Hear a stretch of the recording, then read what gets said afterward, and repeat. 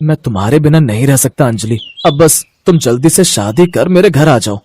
मैं भी तुमसे बेहद प्यार करती हूँ नवीन, और मैं भी तुम्हारे बिना नहीं रह सकती। ये कहकर वो दोनों एक दूसरे के गले लग जाते हैं। नवीन और अंजलि एक ही गांव के रहने वाले थे। बचपन से साथ में खेलते खेलते उन्हें एक दूसरे से प्यार हो जाता है, लेकिन उन दोनों के प्यार से सारा गांव उनके खिलाफ था। एक रोज, माँ तुम्हें पता है पूरा गांव भैया और उस अंजलि के बारे में क्या क्या बातें कर रहे हैं कि ये दोनों एक दूसरे से प्यार करते हैं और शादी करना चाहते हैं। क्या ये सच है? हाँ माँ, भला मैं क्यों झूठ बोलूंगी। यकीन ना हो तो अभी भैया आने वाले, आप उन्हीं से पूछ लेना। अभी भी वो उसी से मिलकर आ रहे हैं। मैं कुएं पर पानी लेने गई थी तो दोनों को एक दूसरे के साथ देखा था। ये सुनकर शारदा गुस्से में आ जाती है। उस लड़की की इतनी हिम्मत कि मेरे बेटे को अपने प्रेम जाल में फंसा लिया। कुछ देर बाद नवीन घर लौटता है तो शारदा उसे प्यार से समझाती है। नवीन बेटा, तू समझने की कोशिश कर। तुम दोनों एक ही गांव के रहने वाले हो। एक ही गांव में रहने वाले लोग आपस में शादी नहीं कर सकते। एक गांव में रहने वाले भाई बहन या किसी और रिश्ते से जाने चाहते हैं, और शादी की इतनी ही जल्दी है तो दूसरे गांव की किसी अमीर लड़की से मैं तेरी शादी करवा देती हूँ। वो दहेज भी खूब लाएगी। मैं कुछ नहीं जानता माँ, शादी उसी से करनी चाहिए जिससे प्यार होता है। और अंजलि इसी गांव की है तो क्या फर्क पड़ता है। बचपन से मैं उसके साथ रहा हूं, वो मेरी दोस्त थी, लेकिन अब मुझे उससे प्यार हो गया। और आप लोग इस रिश्ते को समझने की कोशिश क्यों नहीं कर रहे? अरे बेटा, तू समझ क्यों नहीं रहा? वो अंजलि दिन भर तो गांव के लड़कों के साथ कंचे और गुल्ली डंडा खेलती रहती है, तो भला वो क्या ही घर संभालेगी। तू मेरे लिए बहू ही लाना चाहता है तो ढंग की ला। माँ, मैं अंजलि के साथ बचपन से रहा हूं, इसीलिए अच्छे से जानता हूं कि वो घर को संभाल लेगी।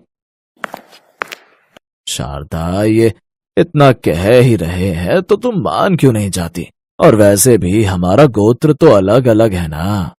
आखिर में सबके कहने पर शारदा इस शादी के लिए मान जाती है, और कुछ दिन बाद अंजलि ब्याह कर घर आ जाती है। शारदा उसका गृह प्रवेश करने के लिए दरवाजे पर खड़ी थी, लेकिन उसकी नजरें बार बार बाहर की तरफ जा रही थी। भाग्यवान, तुम बार बार बाहर क्या देख रही हो? बहू का स्वागत करो। दहेज देख रही हूँ जी। उस भोला राम ने आखिर दहेज में क्या क्या दिया है? अरे उसने अपनी बेटी दे दी, ये क्या कम है?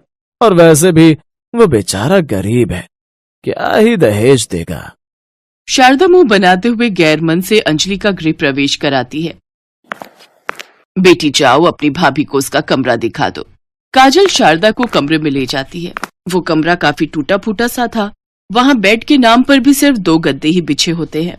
फिर वो उस जमीन पर बिछाए गद्दे पर सो जाती है। ऐसे ही कुछ दिन बीत जाते हैं। बरसात का महीना शुरू हो जाता है। एक रोज तेज बारिश हो रही होती है। भाभी, ओ भाभी, अभी तक सो रही हो क्या? चलो उठो, माँ तुम्हें बुला रही है। अंजलि जल्दी से उठकर हाथ मुंह धोकर अपनी सास के पास जाती है। माँ जी, आपने बुलाया क्या? हाँ, सांझ होने को है और तू अभी तक सो रही है। बाहर कितनी तेज बारिश हो रही है। चल हमारे लिए गर्मा गर्म पकौड़े और चाय ले आ। और हाँ, मेरी बेटी काजल के लिए प्याज के पकौड़े और मेरे लिए पालक के बना कर ले आ। माँ जी, पालक कहाँ है? बाहर घर के पीछे लगा हुआ है, वहीं से ले आ। लेकिन माँ जी, बाहर तो बारिश हो रही है। हाँ, तो बह जाएगी क्या तू उसमें? जा जल्दी से पालक तोड़ कर ले आ और मेरे लिए पालक के पकौड़े बना। अंजलि भीगते हुए बाहर जाती है और पालक तोड़ कर ले आती है, जिससे उसे छींकें आने लगती है। फिर अपनी कच्ची रसोई में जाकर वो पकौड़े बनाने लगती है, लेकिन बाहर हो रही तेज बारिश के कारण ऊपर से रसोई की छत टपकने लगती है। अंजलि इस बारे में जाकर अपनी सास को बताती है। माँ जी देखिए ना, रसोई की छत टपक रही है, जगह जगह पानी टपक रहा है। ऐसे में मैं पकौड़े कैसे बनाऊंगी? देखो तो माँ, भाभी को आए हुए 2 दिन नहीं हुए कि इनके नखरे शुरू हो गए। और नहीं तो क्या, ये सब तो काम ना करने के बहाने हैं। हमने तो पहले ही कहा था कि ये लड़की घर नहीं संभाल पाएगी, लेकिन नवीन मेरी सुने तब ना जाने इस कलमुही ने क्या ही जादू कर डाला था मेरे बेटे पर। लेकिन माँ जी, रसोई की मरम्मत तो करवानी ही होगी ना? हाँ, तेरे बाप ने जो बड़े पैसे मुझे दहेज में दिए हैं ना, जो मैं रसोई की मरम्मत भी करवाऊं और तुझे खाना भी खिलाऊं। जैसा हमारा घर है उसी में तुझे गुजारा करना पड़ेगा। बड़ा प्यार का खुमार चढ़ा था ना, अब भुगत।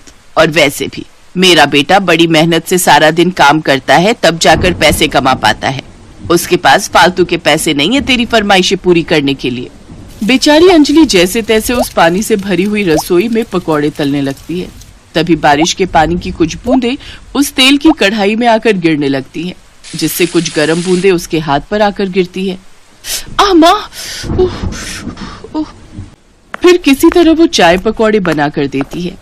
वाह रे गरीब बहू, पकौड़े तो तूने बड़े करारे बनाए हैं। मुझे तो लगा था तू बस कंचे और गुलेल खेलना ही जानती है। सच में बहू, पकौड़े बहुत अच्छे बने हैं। पकौड़े बनाते समय उसके हाथ पर जो छींटे पड़े थे उससे उसे अभी भी दर्द हो रहा था। शाम को नवीन जब काम से लौटता है तो उसके हाथ पर वो जले के निशान देखता है। अंजलि उसे सारी बात बताती है।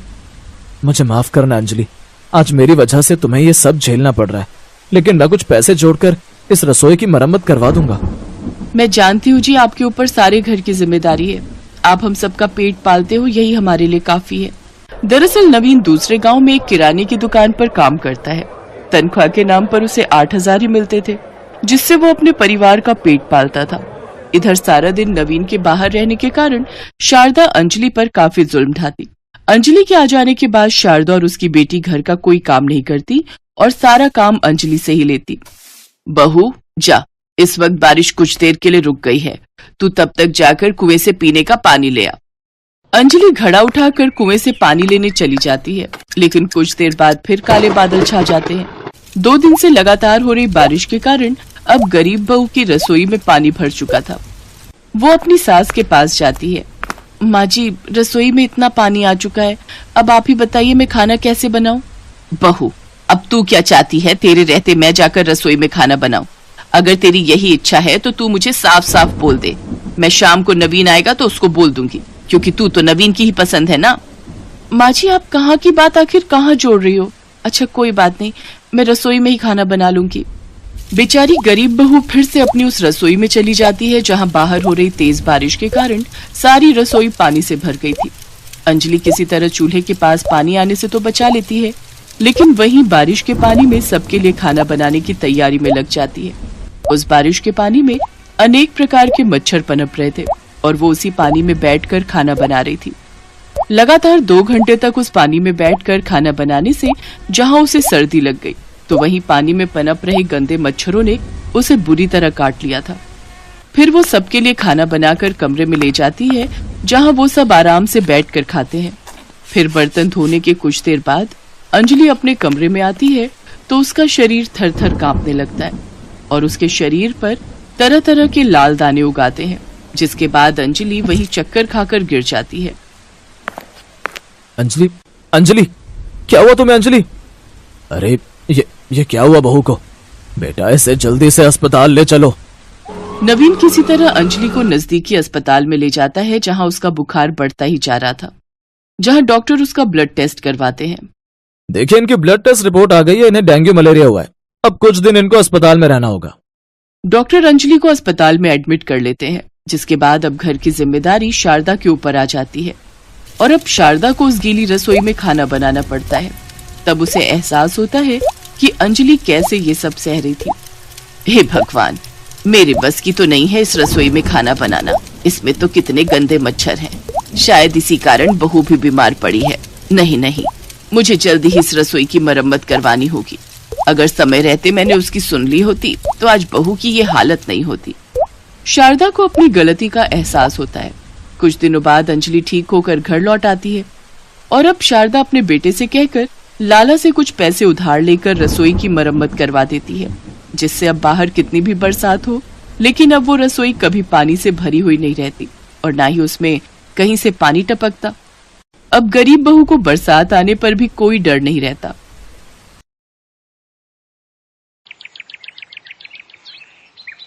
संतोष ने कुछ समय पहले ही अपने बेटे की शादी सलोनी से की थी, जिसका रंग भले ही काला था, लेकिन स्वभाव से वो बहुत ही गुणी और संस्कारी थी।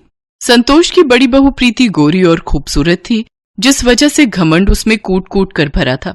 प्रीति का पति अनिल आर्मी में नौकरी करता था, जिसकी पोस्टिंग जम्मू में हुई थी। प्रीति शादी के बाद से ही अपनी देवरानी को उसके कालेपन के लिए ताने देती थी, लेकिन सलोनी इस बात का बिल्कुल बुरा नहीं मानती थी। कुछ महीनों बाद मॉनसून शुरू हो गया और सलोनी बारिश का मजा लेते हुए छत पर बैठकर कपड़े धो रही थी। अरे वाह, बारिश के पानी से कपड़े भी धुल गए और टंकी का पानी ज्यादा खर्च भी नहीं हुआ। अब सूखा बाद में दूंगी। अरे आप यहाँ क्या कर रहे हैं जी? आप भीग जाएंगे। कोई बात नहीं, ये शादी के बाद हमारा पहला मॉनसून है। और अब मैं तुम्हारे साथ इस बारिश में भीगना चाहता हूँ। सुधीर काली होने के बाद भी अपनी पत्नी सलोनी को बहुत प्यार करता था। दोनों बारिश के मजे ले रहे थे, तभी सलोनी की सास शीला उसे आवाज देती है, अरे सलोनी बहू, कहाँ हो तुम? जल्दी से मेरे लिए एक कप चाय बना दो। मुझे जल्द से जल्द जाना होगा, माँ जी को चाय बना कर देनी है। अच्छा ठीक है, जाओ, और एक कप मेरे लिए भी बना देना। ठीक है जी। सासू माँ, आपने मुझे बुलाया? अरे कपड़े धो रही थी या मटर गश्ती करने छत पर गई थी? जा जल्दी से रसोई में जाकर मेरे लिए चाय चढ़ा दे।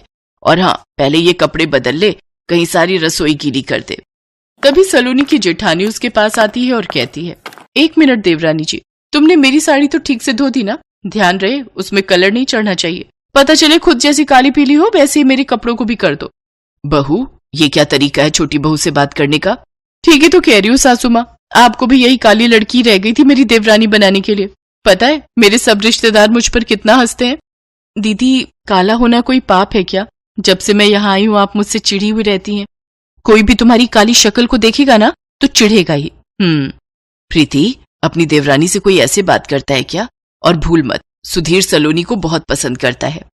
जरूर इसने मेरे देवर पर कोई काला जादू किया होगा, तभी तो ये काली लड़की उन्हें पसंद आ गई। तभी सुधीर भी वहां आ जाता है। भाभी, वो जैसी भी है मेरी बीवी है, और मैं देख रहा हूँ आपकी बहुत अनबन चल रही है मेरी पत्नी से।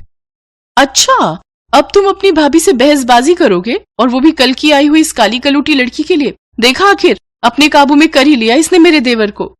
दीदी आप गुस्सा मत होइए, मैं अभी आपकी साड़ी सुखा कर दे देती हूँ।